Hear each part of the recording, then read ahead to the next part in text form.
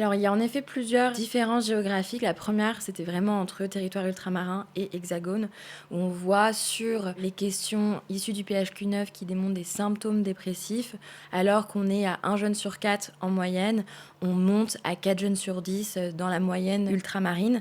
Et ça, c'est vraiment important. Alors, c'est déjà des chiffres assez inédits parce qu'on sait que ces territoires-là ont malheureusement moins d'études qui portent sur ces jeunes. Moins souvent, ils ne sont sondés sur leur réalité. Donc, c'est déjà difficile de savoir est-ce que c'est nouveau ou pas. Par contre, ce que ça démontre, c'est vraiment que c'est des territoires qui vont cumuler encore davantage ces difficultés qu'on mentionnait précédemment. Et puis aussi que c'est des territoires qui vont avoir des enjeux particuliers. On sait que c'est des territoires où les infrastructures, le taux de chômage, on sait aussi que c'est des territoires où il y a des difficultés de mobilité, par exemple. Enfin, il y a plusieurs enjeux qu'on a vus dans la note qui sont importants et qui vont encore plus être visibles dans ces territoires-là.